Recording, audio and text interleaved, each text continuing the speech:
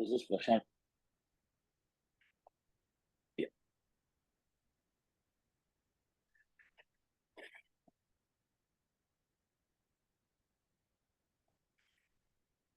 Yes, you can Hello everyone. continue. Hello everyone. This is Prashant Thakkar here. I represent a company named as Aditya Corporation, and which is into the procuring, manufacturing, processing, and trading exports of Indian raisins.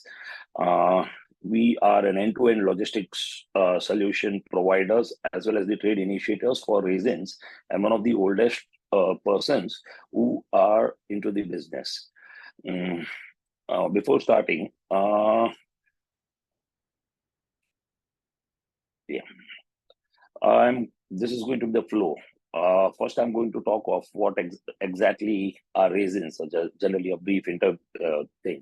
Then the methods of making raisins in India, the Indian perspectives of what exactly holds for the Indian raisins, the journey of the industry from the 1980s to the 2000s, and then I will be getting into some numbers because the journey ahead would require dissecting certain numbers.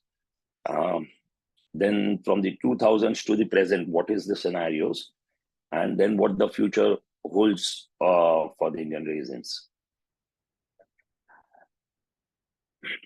What exactly are raisins? Uh, Raisins are nothing but dried grapes. Now, typically, when you dry a grape, 4 kilos of grapes will make a kg of raisins after drying. So all the excess moisture which is there in the grapes that gets dried out, and you are left with raisins which is very high in sugar. Now, there are many various varieties of grapes which are used to make raisins. The predominant varieties which are used in India are the Thompson seedless, the Sonaka, the Swaraj seedless, and the Manik Chaman. These are the four major varieties which make up for the total Indian markets. World across also, the Thompson is the most widely used variety of grapes used for raisins, but there are many more like the Flames, the Black Currants, uh, the Muscatels, but in India, those are not there very much. Now, I'll just get into the drying process of raisins because this determines the final uh, quality of what the raisins are going to be. So the first is the sulfur dried method. The sulfur dried method is one of the most traditional methods for drying of raisins. As you can see from these pictures, the grapes are dried inside a kind of a bamboo hut, which is covered with hay and sticks, stacks, and all those things. So it doesn't get a direct sunlight. And the fumes of sulfur are given to the raisins to accelerate the drying. So in this case, the sulfur is the accelerant, and the raisin becomes very bright yellow in color, like sunshine yellow. So this is one of the oldest methods for drying of raisins, but it's not used so widely. So, but this is definitely one of the methods. Then we have the sun-dried. The sun-dried raisins, here the grapes are directly dried under the sun, and they just dry up and they become raisins. So usually these are very dark in color. Now the largest producing raisins countries in the world, like the US and the Turkey and some parts of Iran, they use the sun-dried method and the wedge oil dip method. In this case, the grapes are dipped inside a vegetable oleate solution, vegetable oil solution, and then they are dried on this nets, as you can see in the picture, and they are covered with black cloth. Uh, they are covered with black cloth. So the color gets retained, but the drying process accelerates. So in this case, usually the raisins which are which come out as a product are lighter in color as compared to these sun-dried raisins, but dull when compared to the sulfur-dried raisins. Now, I'll just get into the varieties of raisins because it should be known when we get into the industry specifics and the technology. So first are the golden raisins. Golden raisins are golden and amber in color. Uh, these are not to be confused with the golden raisins nomenclature which used across the world, because across the world, the golden raisins are the one which are very bright and sunshine yellow color. I'll just get into that specifics as we go on. Then we have the green raisins, we have the brown raisins, we have the black raisins, and we have the bakery raisins. Bakery raisins are nothing but a multicolored raisins of whatever is the residue for making the golden, green, and the brown raisins. So those are cheaper in price and very much accepted by the bakery industries across the world. Then we have the yellow raisins, Sangli, which are dried in and around the Sangli district. Then we have the yellow raisins, Nasik. Then we have the sun-dried raisins, locally also known as the Haftavi raisins, and the industrial raisins. Industrial raisins are nothing but the residues of the byproducts of whatever is left over in processing. There's a market for that too. Now, all the raisins which I have covered in the green box, those are dried by using the wedge oil dip method. The yellow raisins and the yellow raisins, Sangli and the Nasik, are the one which are dried using the sulfur dried method. And the sun dried is the sun dried Haftavi. Now, when in this case, I want to make sure, okay, the yellow raisins, Sangli and Nasik, which are used by the sulfur dried, internationally they are known as golden raisins. But in India, we have a golden raisins which are much more naturally dried by drying it into the wedge oil dip method. So when I would be speaking about golden raisins, I mean the Indian golden raisins, which are made by using the wedge oil dip method, and unlike the sulfur dried method, which is used internationally. Now, I'll be going into the processing of raisins. This is the pre-treatment. Drying ready grapes. So drying ready grapes is the process where the grapes themselves are grown, keeping in mind that the end product made out of it would be raisins. Otherwise, grapes can even be grown for table consumption or even for wine. So these are the major three categories of grapes. But the decision has to be taken by the farmer of what is going to be the end product. So accordingly, the treatments are made at the farm level, at the time of harvesting, at the time of cultivation. So that is the pre-treatment, which is given to the grapes for making it raisin ready. Then we get into the drying. Again, there are three methods, as I had said previously. So it can be dried by using any of those three methods. And then the post-drying. The post-drying is once the raisins are dried, then there is a farm level cleaning done, there is a color sorting done, there is a packing done at the farm level, and then the recent phenomenon in India, but across the world, there is a factory level cleaning and repacking done. So there's a difference. Overall, across the world, after the drying, immediately the raisins are shipped to the factories for cleaning and packing. But in India, there's a pre-cleaning done at the farm itself. There is a color sorting which is done at the farm itself. The goods are packed and they are sold then and there itself, or they can be bought into the factory for further processing. Now, Feb to May is the harvesting and the drying period of raisins in India. This is unlike the August to October in the other raisin producing countries like Iran, Turkey, US. So there's a difference. Then 70% grapes grown in and around Sangli district across the Krishna river basin. So all this raisins which is grown in the Sangli district is meant to be ended up as raisins. All the grapes which are grown in and around the Sangli district. Unlike in Nasik, where the major consumption, where the major production is that for the table consumption and wine. But now Sangli has surpassed Nasik in all the three categories of raisins, which is for the table production, the table eating of grapes, the raisin production of grapes, as well as the wine. Now, Sangli is the leader, as I said earlier. Now, the climate is very conducive in and around this region because the humidity is very dry.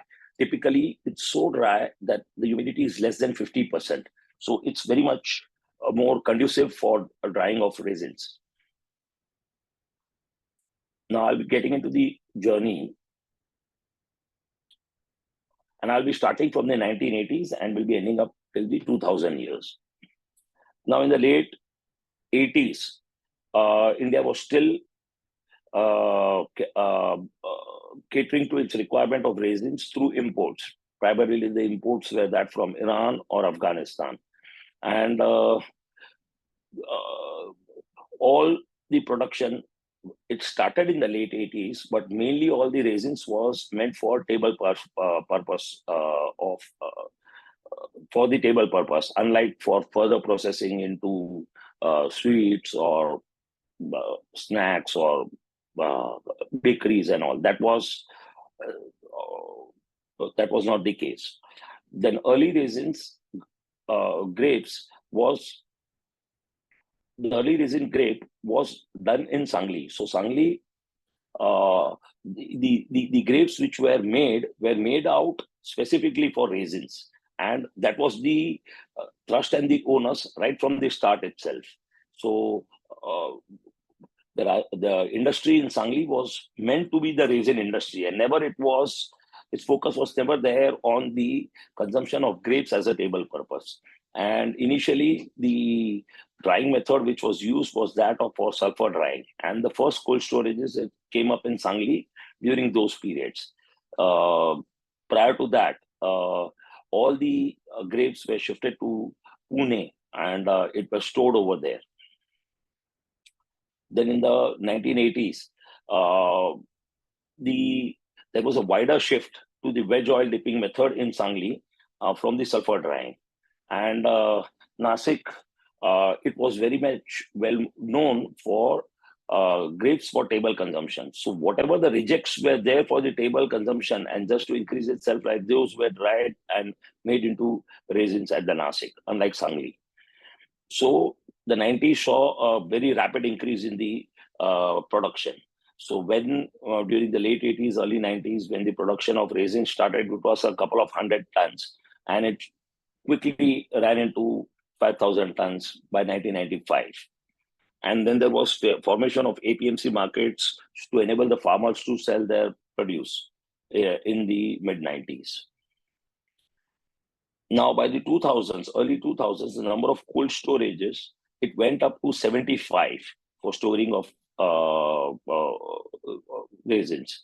And the increased storage capacity was also there. But each and every new cold storage was there. Typically, it was 1,000 to 1,200 metric tons of storage capacity. But that now increased to 1,500, 2,000, 2,500. So now we have storage capacities, cold storage capacities, which are in excess of 6,000 to 7,000 tons of raisins. So by 2007, the production of raisins in India, it ramped up to 120,000 metric tons.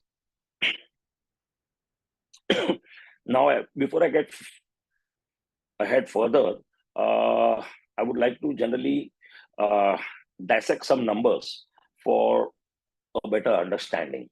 So I'll be sharing all these numbers in my next slides. So these are the largest producers of raisins according to US FDA, and this is for the crop year 2014. So it shows Turkey, United States, Iran, but this data is skewed. India was never featuring over a year because maybe the lack of PR or the lack of understanding of what exactly the raisins was not very popular in the export markets. It was all meant for locals till then. So Iran again, it has surpassed 2 lakh tons now. And this data does not state China, which again is in excess of 2 lakh tons. Then Greece, Chile, South Africa, Uzbekistan, Afghanistan, Australia, and Argentina. These are the other producers.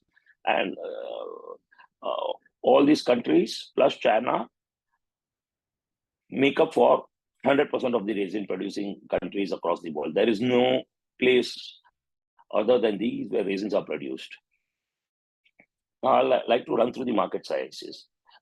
In the 1980s, we started from around 500 tons, and it quickly grew to 70,000 tons in the mid 90s, to 120,000 tons in the mid 2000s, and it touched in excess of 200,000 tons in 2010s, and in 2023 was the highest production year ever.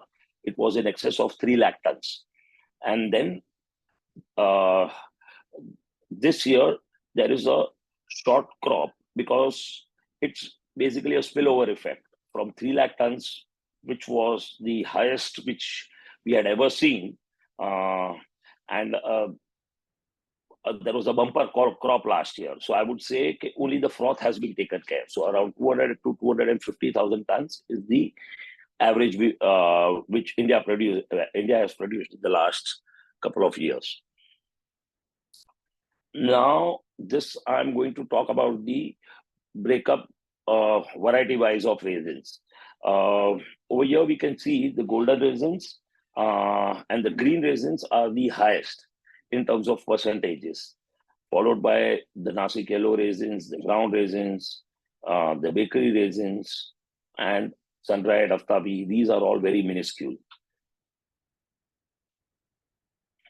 Then area-wise, Sangli produces around 65% production of raisins, and Nasik contributes around 25% of the total production. So in terms of exports, India has hit a high of around 35,000 tons, but it is not able to grow from those numbers. And locally is a very huge market. This has also something to do with the variety of raisins which are there. Now, when we see the breakups, out of that 35,000 tons, the majority is the bakery raisins. But if I go back and if you see the production over here, the bakery raisins is only 9%. So hence the main crop of India, which is the green and golden raisins, there is not a very big export market of those raisins. It is very specific to India because Indians have an affinity for good, bright colored raisins. And that's not preferred in all the importing countries where the predominant use is that of bakery, mainly in Europe and CIS countries. Then for the local, this is the balance. Again, the green raisins, the golden raisins, the brown raisins, these dominate the show. Unlike the bakery raisins only constitutes around 9%. So I think this gives us a fair idea of what exactly is the breakup for the export as well as the local. Now, after having shared with you this data, I would like to speak about the journey from 2000 to the present. This was a very interesting year. In the 2000s, there was a steady production increase, as we have already spoken about during my discussion on the production figures. 2007 was a watershed year for exports. What exactly happened was there was unseasonal rains at the time of drying in the crop year of 2007. Hence, all the raisins turned brown and not bright ones, which is usually preferred or consumed locally. So we had a huge quantity, almost 40 to 50% of the crop, or even to around 60% turned brown, or like a bakery raisin. And the market fell like anything. So hence, those raisins were first exported in the year of 2007. And then but the processing till then for all the exports was done locally and manually. So the products were not standardized. All the trades used to happen by only looking at samples.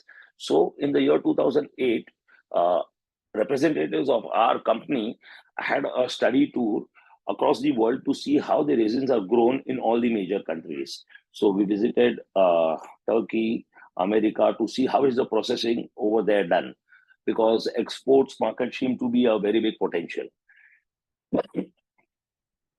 And in 2010, the first automatic processing unit was imported from Turkey along with laser sorters from US. And it was commissioned in the year 2010. So it was an integrated high-tech end-to-end production line. And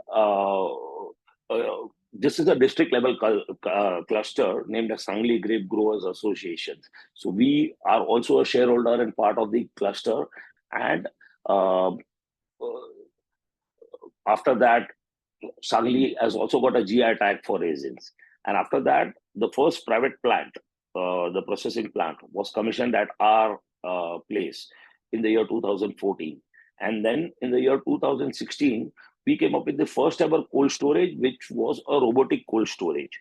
So the entire the capacity was around 1,700 metric tons. So it was built over area of 6,500 square feet, unlike a conventional storage, which would have required around 20,000 square feet. So we gone into the height, and it's a kind of a black box where no a person can go in. Only a robotic arm goes, takes up the products which needs to be taken out, or vice versa, and the throughput is very high. So this was the first of its kind which was commissioned in the entire India. And till date, I'm not aware of any other cold storage which is a robotic level cold storage. So in the year 2015, the export hit 30,000 metric tons for the first time ever. So this was one of the milestones. In the year 2023, as I already said, 300,000 metric tons was the mark where India, first time they achieved these kinds of numbers in the local production. But again, export was hardly 8 to 10% of whatever the produce was. Now, what holds ahead for the raisin industry?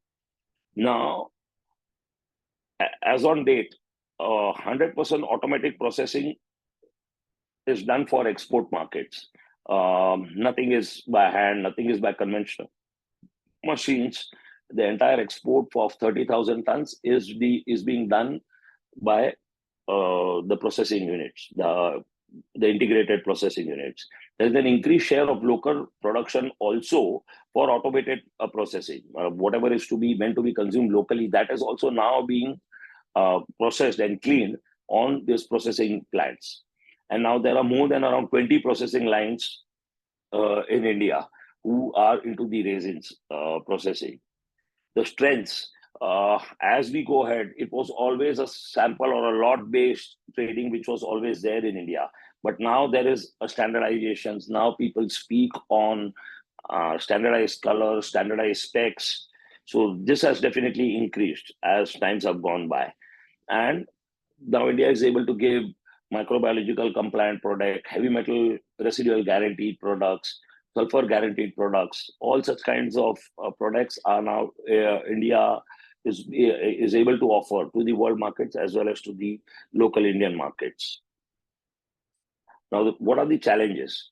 Pesticide residue compliance is one of the major challenges which India faces, because pesticide residue, again, the lot sizes which the farmers bring is all very small, a couple of hundreds of kilos. But when you export it, usually the loading is around 19 metric tons. So to make a container load, many small lots are mixed. So in that case, having a control on the pesticide residue compliance is a major challenge which the Indian faces. The second point is the reprocessing of the farm processed goods. What is happening is that there is a dual cost which is being there in India. The farmers, they do the pre-cleaning, they bring the goods to the markets to be sold, and then to make bigger lots, all these lots are again mixed together. So hence there are two levels of cost which are added, unlike the ones where in the other raisin producing countries. Same Same is the issue when I say a low batch sizes, especially for export. So these are the challenges. So the processing itself needs to be overhauled at the processing as well as the farm level to address this challenge. And sulfur residue, especially for exports, because of the affinity of color in India, sulfur is used as a fumigant for raisins.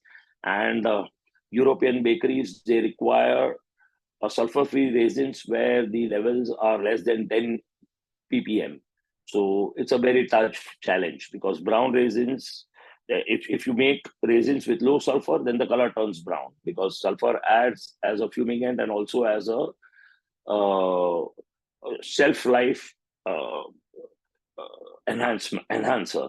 So that the color of those raisins is stayed intact when you give it with the fumes. So that is one of the challenge which the Indians face. So it's a kind of a tough decision to make. If you go for a brown raisins, you are only dependent on the export markets and you don't get the premium which you get in the Indian market. So that is one of the other major challenge. Now the opportunity. Now India has become a dominant player. 300,000 tons is by no means a small volume. India is now among the top 5 raisin producers of the entire world, maybe number 3, because the data from China and Iran are never reliable. So, and we have a very wide variety of raisins, unlike the ones in Turkey or US, where you only have the brown raisins and the yellow raisins. That's it. But in India, we can have green, we can have black, we can have golden, brown ones, and everything. And there is a very large market which is still untapped, and a lot of standardization is there. There is a lot of requirements for the processed goods, for the processors, the snack companies, the bakery companies. So their share of the total consumption is increasing day by day. Hence, the reliance on export market is very less, and increased share of the processing customers. I already spoke about this. So I think so that concludes my presentation, and any queries and all, I would be happy to address. Thank you, Mr. Prashant, for the presentation. Now I'll take up some questions shared by my editorial team. Okay. First question is, how have traditional raisin production methods benefited Indian farmers historically?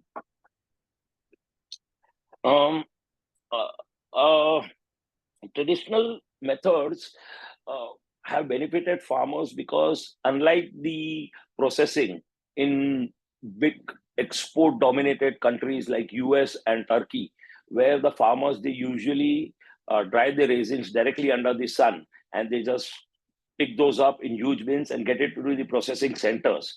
So the traditional methods, there were no processing centers, and all the Indian farmers used to do the sorting, the cleaning, and the colors, the grading, color grading at the farm level itself. And because of the affinity of bright colored raisins in India, it is always at a premium and as compared to the brown raisins. So they always used to get a lot of premium, and hence it's a choice till date to whether you want to go in for the export market or local market. Today also the export market is largely because whatever the residue product is, focus of them has always been in Indian market. Okay. And so basically the processing at the farm level itself enables them to get a big premium, because Indians have an affinity for brighter colored raisins like a green raisin or a golden raisin. So the farmers, by doing the pre-cleaning at themselves, they bring up small lots, and this used to give them a lot of premium. But the other disadvantage for them is you cannot cater by such methods to the big industrial consumers in India as well as abroad for the export markets. Okay. Mr. Prashant, and non-standardization is the flip side of it. I'm sorry. Yeah. Okay. You can stop sharing the screen and on your video if you're okay with that. Yeah. Okay. So next question is, what are the primary challenges faced by Indian raisin farmers using traditional techniques? Can you just repeat that? What are the primary challenges faced by Indian raisin farmers using traditional techniques? The challenges which the farmers used to have is because the traditional processing methods which were there, they used to have small lots. So even when you go and visit an auction center of raisins, you have a sample box of each and every lot which is kept at the sales counter. Okay, there is no standardization. Like maybe you see in, let me give you an example of peanuts or sesame seeds. So where on a piece of paper, you can standardize it. Over here, each and every lot is different. Either it's golden color, an amber color. You will get all different kinds of variety. It's never a black or a white. So in that case, every every lot has to be physically checked, and then it has to be traded. So that has always been a deterrent for the quick growth of the trade, and hence for the farmers. So their cost definitely increases. Just to give you an example, around 40 odd percent of the value of raisins is just the cost of pre-cleaning and packing at the farm level.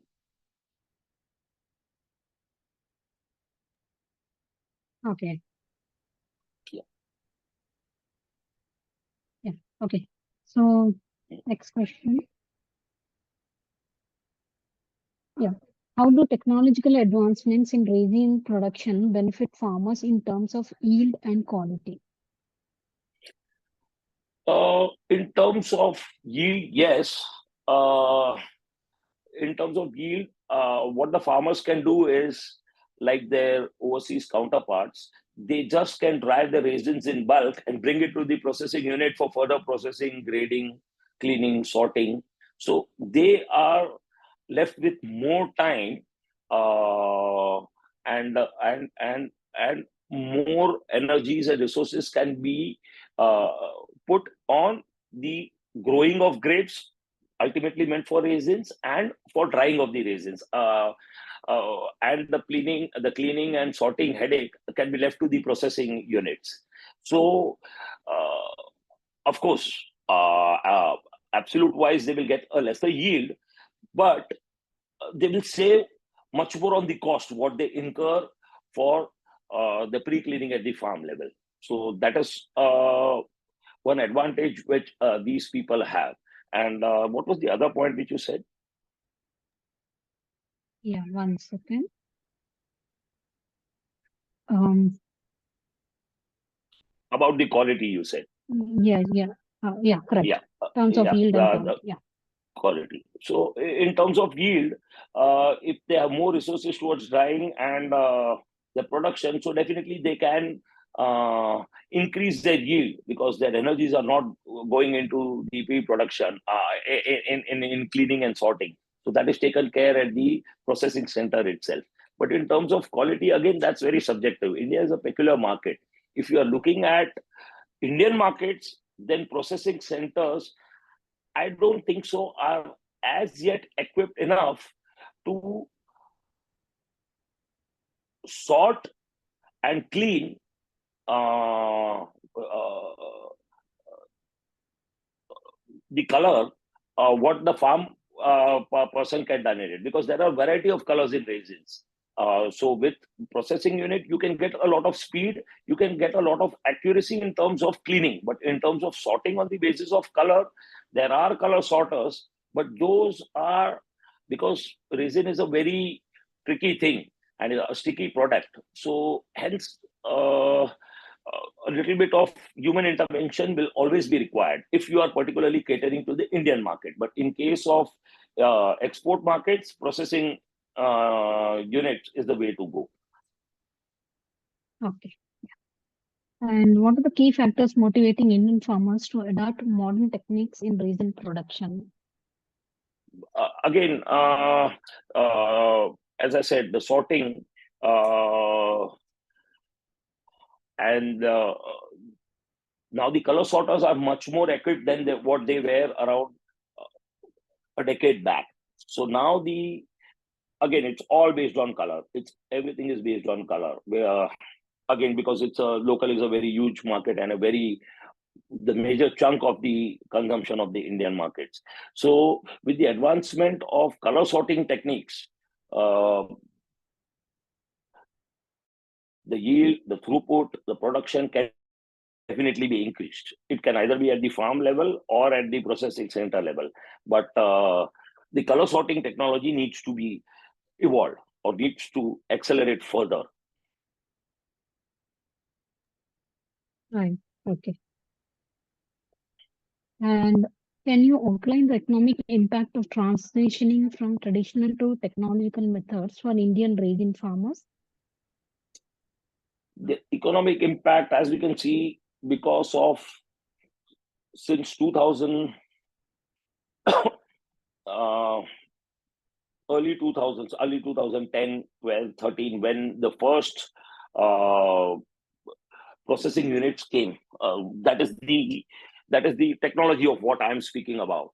That time the production was 120 to 125,000 tons, and today it is almost 3 lakh tons. So the yields have definitely increased. It's a very cash rich business. Farmers are in fact very, very happy about the raisin is one of their preferred crops rather than the traditional sugar cane and all which grows in that area. So with the help of technology, it definitely helps them in doing the grading and the pre-cleaning. So economically, it is a very fulfilling thing. Overall, when we see the market has almost doubled in terms of volume in the last decade, and in terms of value, I would say it is almost 3 times now.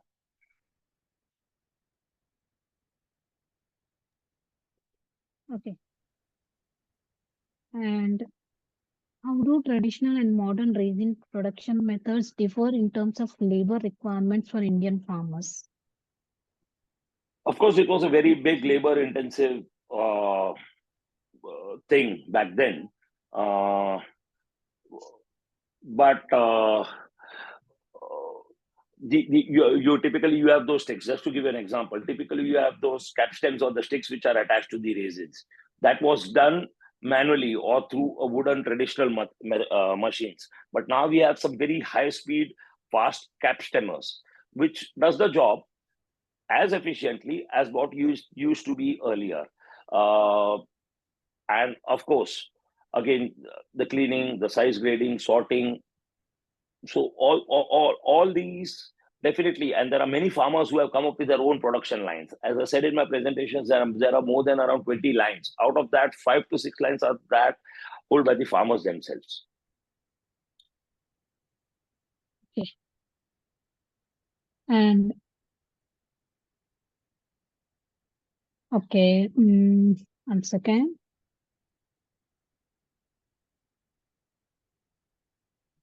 Yes. What are some practical considerations for Indian farmers when implementing technology advancement in raisin production?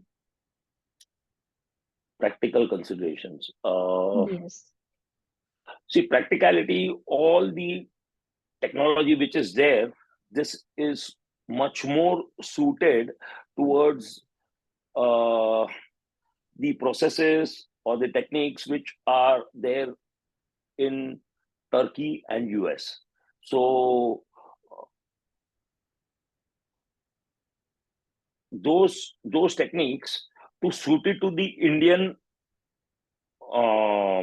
psyche, or to suit it to the Indian crop pattern, or to suit it for the Indian market, I feel it's still a long way to go. The predominant thing, cleaning wise, of course, those machines are very much efficient enough to do the cleaning, to do the drying, to do the sulfuration, and all those processes. But again, color sorting, it's a big challenge even for those guys. Big companies, big laser sorters, big camera sorters companies of the world are not yet able to solve the problem of color sorting. But that's not a problem in the other markets. But in India, it is a market. So there's a very big gap and an opportunity for the technology people to come over and get into to address this issue for the Indian market. Okay.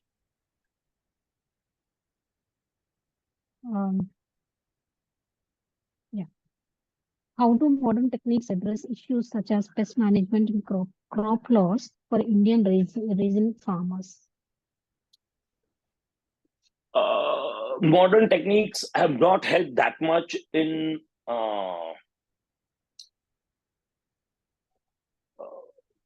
pesticides, but when we talk about pests and crop loss per se,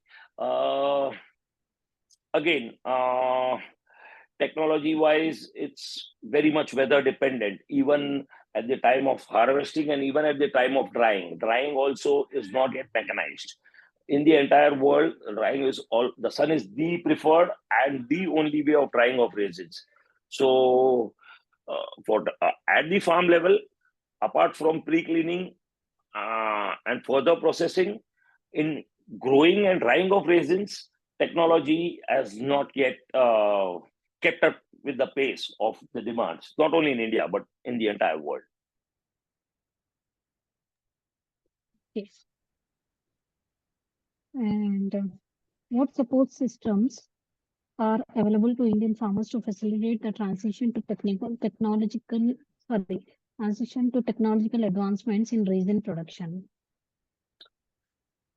In raisin productions, now APEDA has taken a big interest because they see a potential as far as but their focus is much more on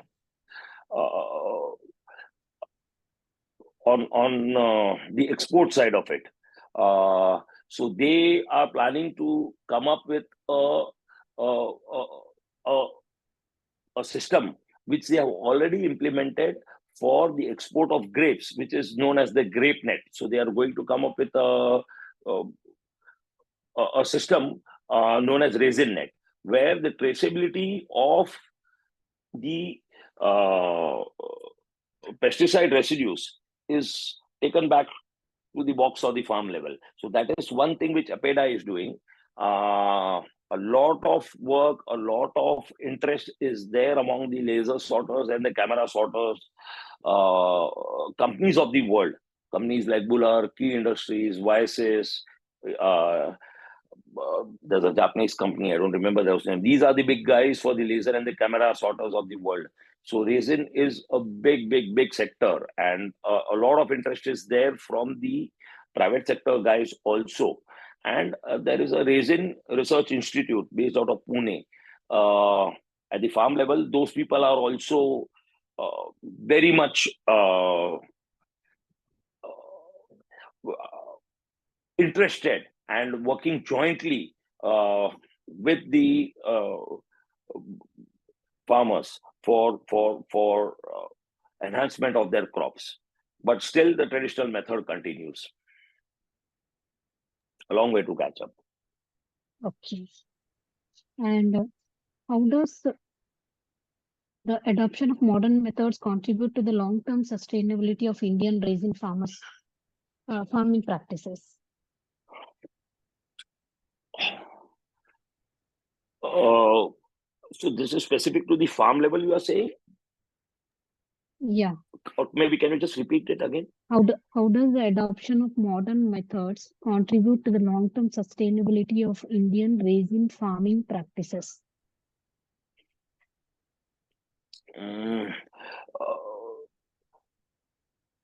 This is a farm level thing. And as I said, at the farm level, drying, it is much more to do with sun. Many methods have been tried out by many companies of using a dryer or maybe freeze drying it or dehydrating it. But then those are not successful and not a long-term solution for it. Only the technology, what can help is for the pesticide and the pest management. But cutting of the grapes, drying, it's all still depends on Mother Nature and on the vagaries of nature. So that is much more sustainable. So the labor requirement is going to be there in the resin industry. Unless and until the entire psychology shifts and the Indians loses their affinity for color, and if India goes into a big way for brown raisins like the West, then yes. So there is a lot of scope for technology. But as far as colored raisins, green raisins, and all this thing is concerned, it is going to be dependent on labor forces at the farm level. So I'll just take up one last question. Yeah. What opportunities do technological advancements present for the future of the Indian resin production? So the opportunities for the technology company, drying technologies. So right now the drying is done in open areas and in shaded nets, in racks. So there is no mechanical process, but it is achievable technologically. Technically, it is achievable, but the commercial level success is not there. So that is, of course, one thing. And if that is done by retaining the color, so that's a very big opportunity. And the color sorting, the grading of raisins based on color. So drying of raisins and grading of raisins based on color. These two are solvable, but yet a lot of things needs to be, a lot of catch up needs to be done as compared to the other agri produces. So I feel, but it's solvable. Hence, I feel it's a very big opportunity for the technology companies and in collaborating with the farmers for the growth and enhancement of the raisin, not only in India but also across the world. Okay. 1 second.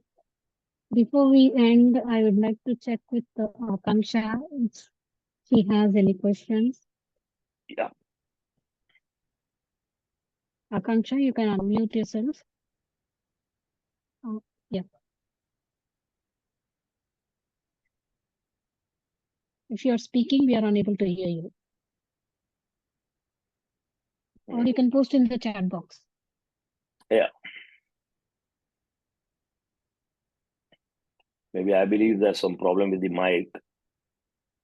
Yeah, let's No issue. check on the chat box. So if maybe you can tell them in the chat box.